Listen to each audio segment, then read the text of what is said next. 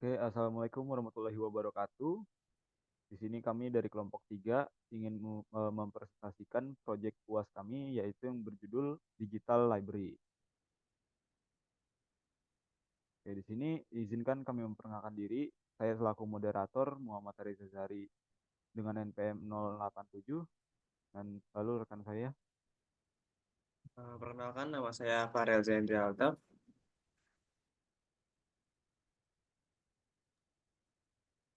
Perkenalkan nama saya Muhammad Zakir Akli. Perkenalkan, nama saya Lutfi Algifari. Selanjutnya di sini kita pada presentasi kali ini kita akan membahas tentang yang pertama itu ada entity relationship diagram atau Unchanged entity relationship diagram. Lalu yang kedua itu ada logical structure report. Lalu yang ketiga kita akan membahas tabel. Lalu yang keempat itu ada integrasi database dan aplikasi. Yang kelima pemilihan database management system atau DBMS. Lalu yang keenam itu ada denormalisasi atau basis data terdistribusi. Yang ketujuh itu ada pemilihan perangkat lunak untuk membangun aplikasi. Lalu yang terakhir itu ada kesimpulan. Next, selanjutnya ini akan dijelaskan oleh rekan saya. Silakan.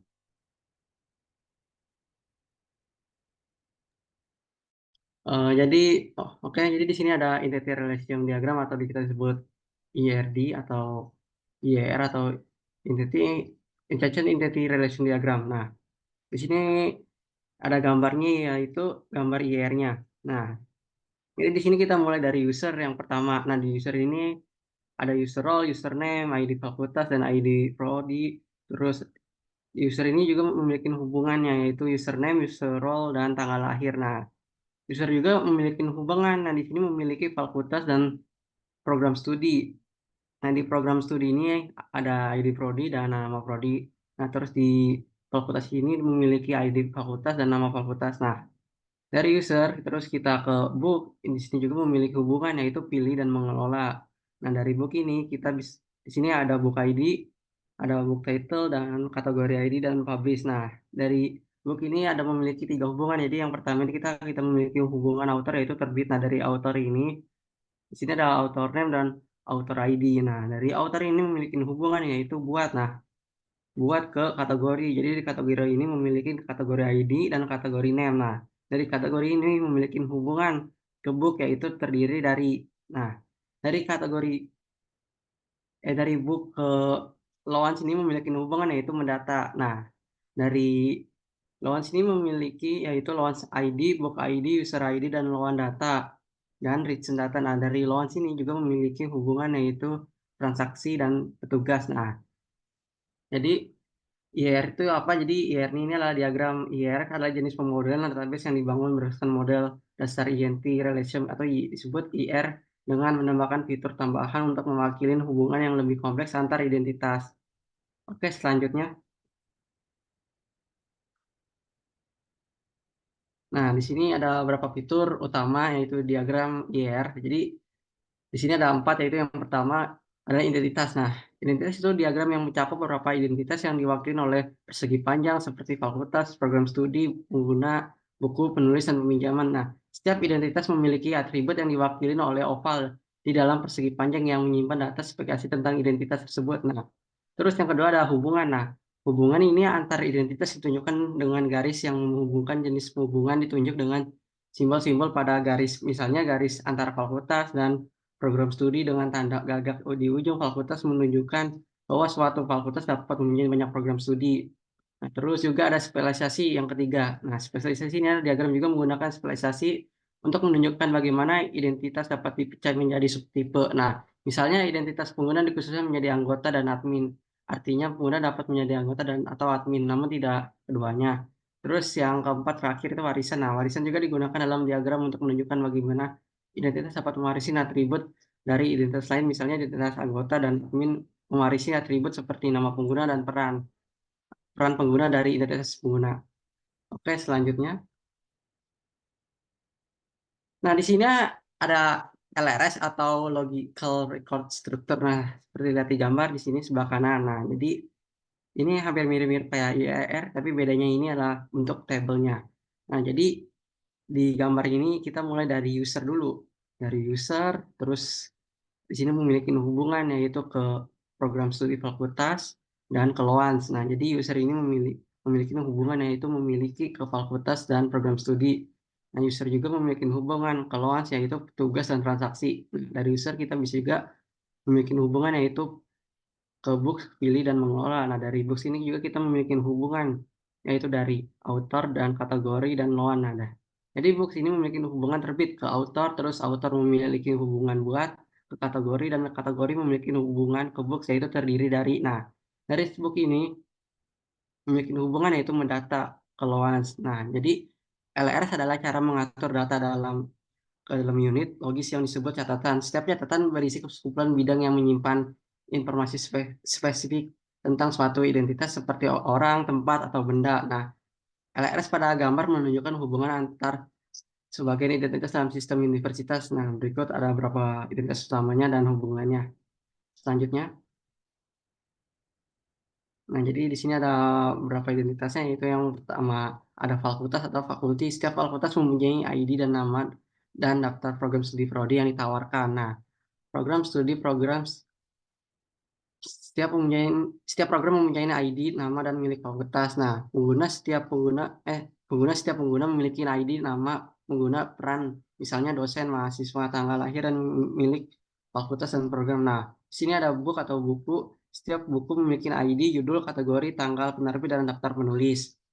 Nah, terus ada penulis, setiap penulis memiliki ID dan nama. Nah, di sini juga ada peminjam, yaitu setiap peminjam memiliki ID, buku, pengguna yang meminjam buku, dan tanggal peminjaman dan pengembalian. Nah, hubungan antara identitas-identitas ini ditunjukkan dengan garis-garis yang menghubungkan, misalnya garis antara fakultas dan program studi menunjukkan bahwa setiap fakultas bisa mempunyai banyak program studi.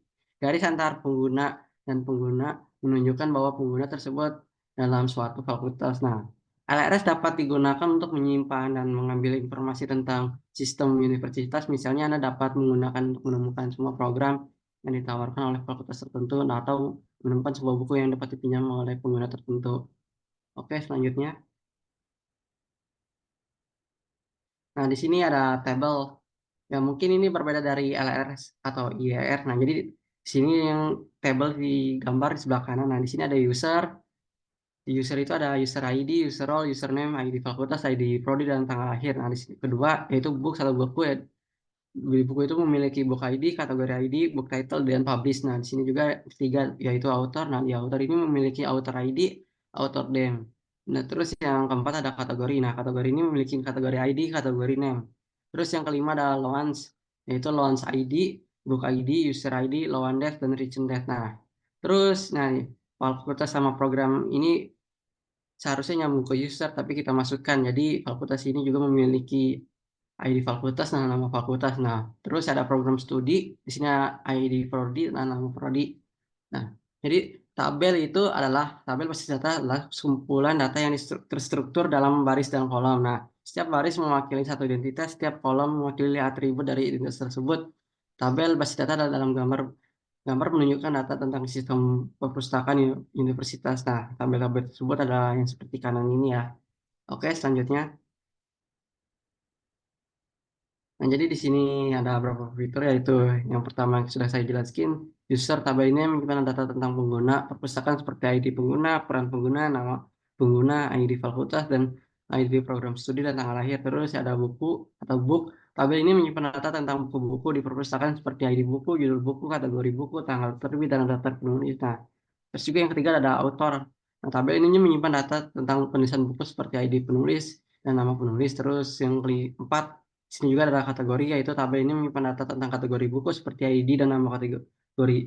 Nah, terus juga yang kelima adalah loans, yaitu tabel ini menyimpan data tentang peminjaman buku seperti ID peminjaman, ID buku, ID pengguna, tanggal, dan peminjaman dan tanggal pembelian.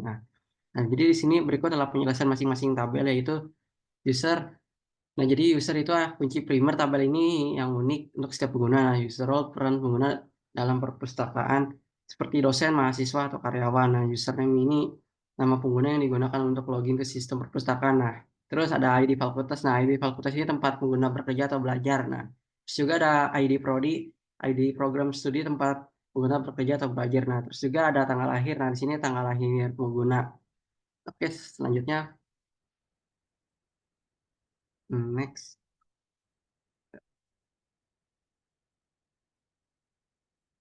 Next, Riz.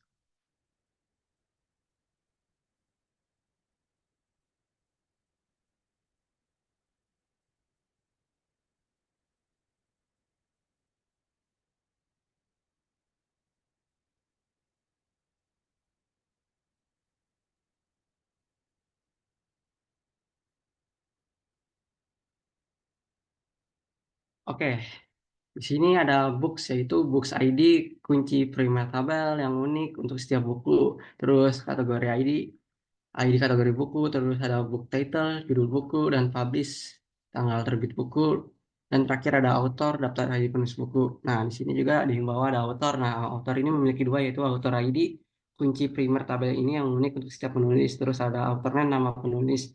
Nah, terus ini ada kategori. Nah, kategori memiliki dua, yaitu kategori ID, kunci primer tabel ini yang unik untuk setiap kategori, terus kategorinya yang nama kategorinya. Terus ada loans, itu loans ID, kunci primer tabel yang unik setiap pinjaman, terus ada book ID, buku yang dipinjam, terus user ID, itu ID pengguna yang meminjam buku, terus loan desk, tanggal peminjaman buku, terus yang terakhir ada return desk, tanggal pengembalian buku. Oke, selanjutnya. Nah, jadi tabel basis data ini dapat digunakan untuk menyimpan dan mengambil informasi tentang sistem perpustakaan universitas. Misalnya Anda dapat menggunakan tabel user untuk menemukan semua pengguna perpustakaan atau menggunakan tabel book untuk menemukan semua buku yang dipinjam oleh pengguna tertentu. Oke, selanjutnya.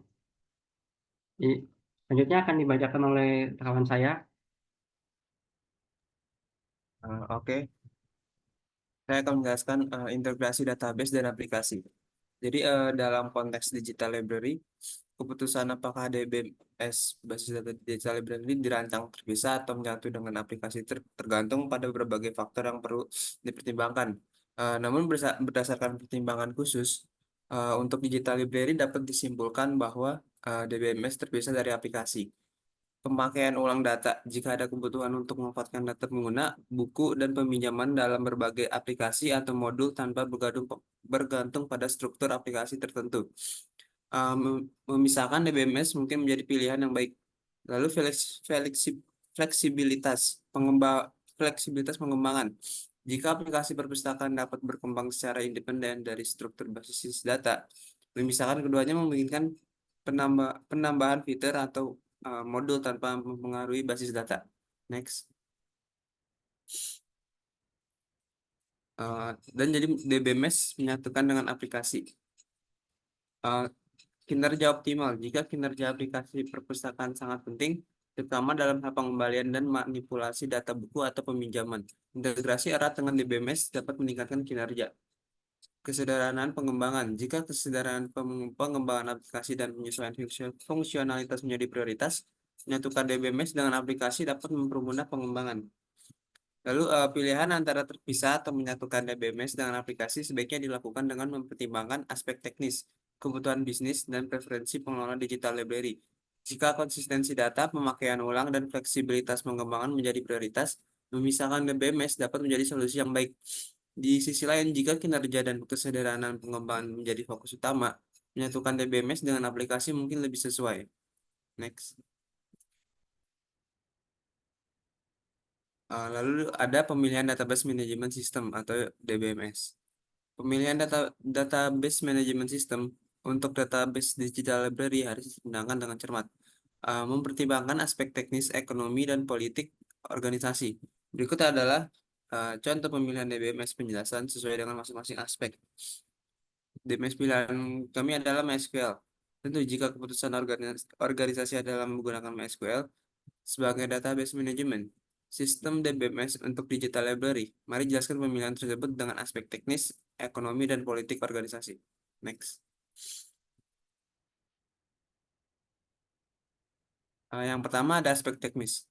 Performa tinggi. MySQL dikenal dengan kinerja tinggi, terutama dalam menangani operasi baca dan tulis dengan cepat. Ini menjadi penting dalam aplikasi digital library yang mungkin memiliki volume data dan pengguna yang tinggi.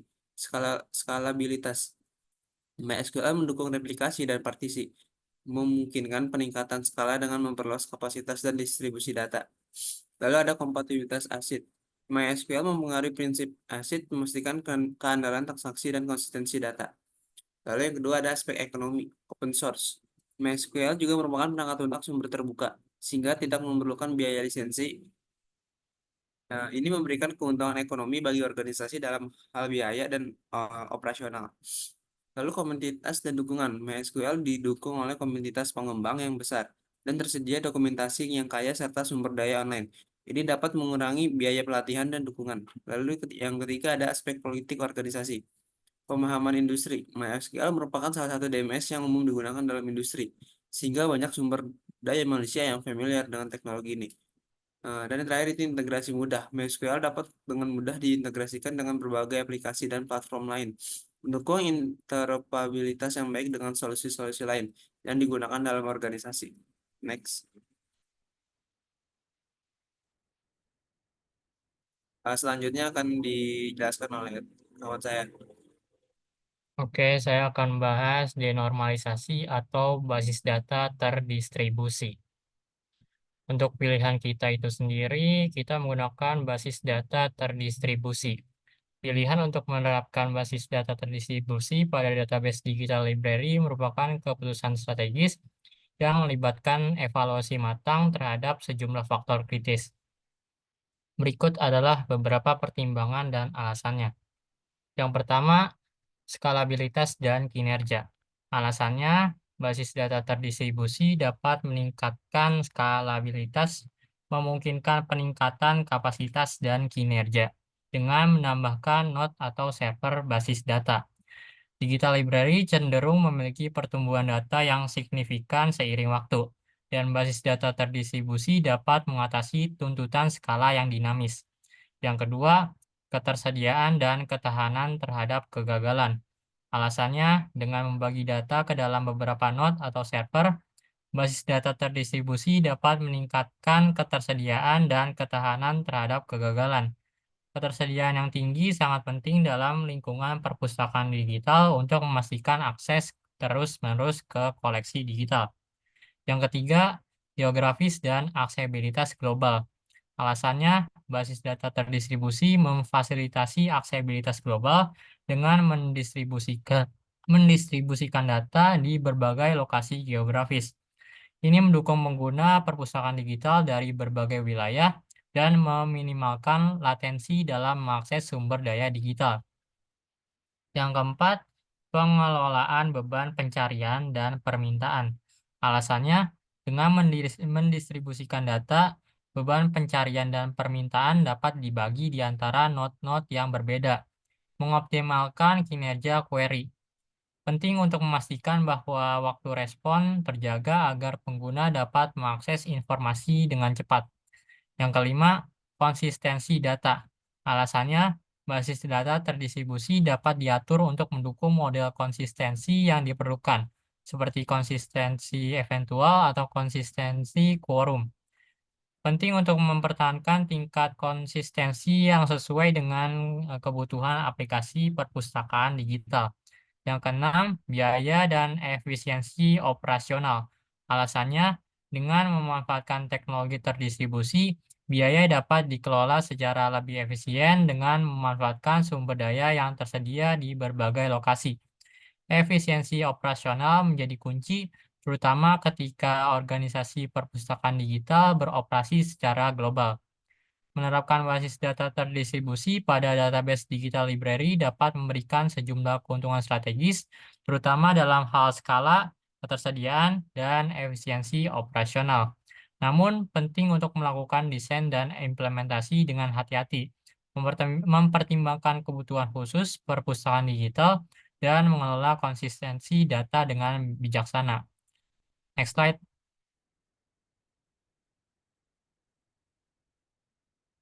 Oke, di sini terdapat fragmentasi data. Fragmentasi data adalah teknik pembagian database menjadi beberapa bagian atau fragmen. Fragmentasi data dilakukan untuk meningkatkan kinerja, ketersediaan, dan keamanan database. Di sini bisa dilihat terdapat relasi user dengan 6 baris data. Relasi ini memiliki 6 atribut, yaitu user ID, user role, username, ID fakultas, ID prodi, dan juga tanggal lahir. Next slide. Oke, di sini bisa dilihat terdapat fragmentasi horizontal. Fragmentasi horizontal membagi relasi berdasarkan nilai dari satu atau beberapa atribut. Pada contoh ini, fragmentasi horizontal dilakukan berdasarkan nilai atribut user role. Fragmentasi horizontal menghasilkan dua fragmen, yaitu fragmen user 1 yang berisi data pengguna yang memiliki peran dosen.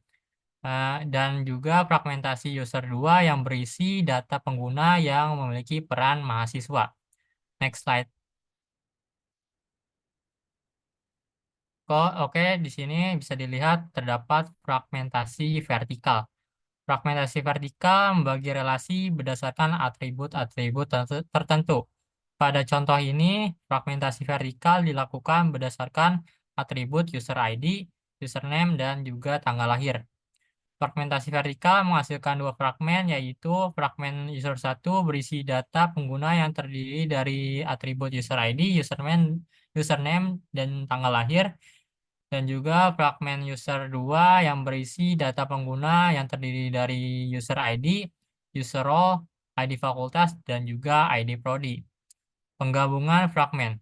Dua fragmen yang telah dibagi dapat digabungkan kembali menjadi satu relasi menggunakan operasi union. Operasi union menggabungkan dua relasi dengan nilai yang sama pada atribut kunci.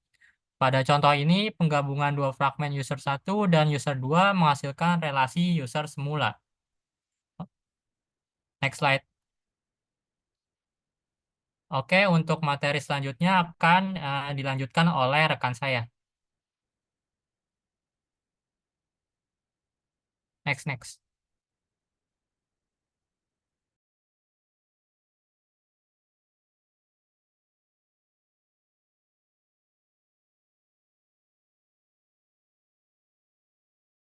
Di next saja.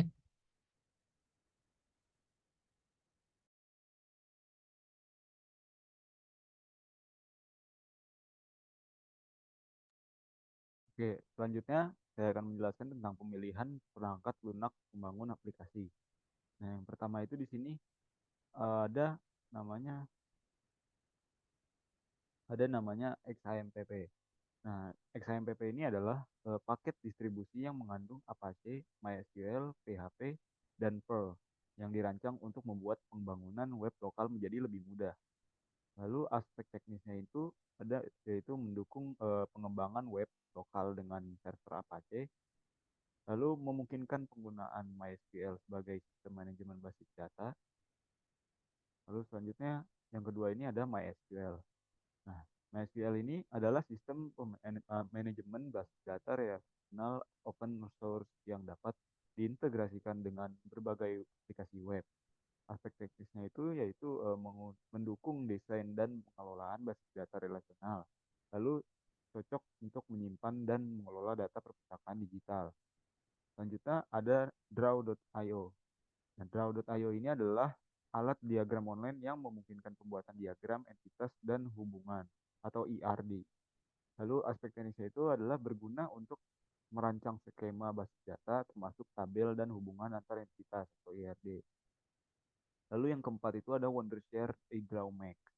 Nah, Wondershare iDrawMax ini adalah alat diagram yang mencakup berbagai jenis diagram termasuk IRD. Nah, aspek teknisnya itu yaitu cocok untuk membuat diagram IRD dengan diagram lainnya. Oke, setelah apa yang dijelaskan oleh saya dan rekan-rekan saya tadi, di sini kita bisa mengambil kesimpulannya yaitu melalui perancangan Entity Relationship Diagram atau IRD dengan Draw.io atau Wondershare iDrawMax, struktur basis data digital library dapat diselesaikan secara visual. Keputusan terkait pemisahan atau penggabungan database management system atau DBMS dengan aplikasi melibatkan evaluasi fleksibilitas pengembangan dan penggunaan ulang data. MySQL ini dipilih dengan DBMS atau untuk digital library karena performanya yang baik, dukungan komunitas, dan integrasi yang solid dengan XAMPP. Keputusan antara normalisasi dan denormalisasi harus didasarkan pada kebutuhan spesifik digital library. Dengan denormalisasi dapat meningkatkan kinerja, sementara normalisasi memastikan integritas data yang ketat. Kombinasi XAMPP, MySQL, dan Draw.io ini atau Wondershare Hydromax direkomendasikan. XAMPP menyediakan lingkungan pengembangan terintegrasi MySQL sebagai basis data yang handal, dan Draw.io atau Wondershare Hydromax untuk desain visual IRD. Dengan merancang dan mengimplementasikan basis data digital library secara cermat, diharapkan sistem dapat berfungsi efisien, memberikan layanan memuaskan pengguna, dan mendukung pertumbuhan di masa depan. Integrasi yang baik antara DBMS, aplikasi, dan perangkat lunak desain visual IRD dapat menciptakan sistem yang responsif terhadap kebutuhan teknologi dan pengguna. Oke, mungkin sekian dulu presentasi dari kelompok kami tentang digital library. Kurang lebihnya mohon maaf. Terima kasih, kami pamit undur diri. Terima kasih.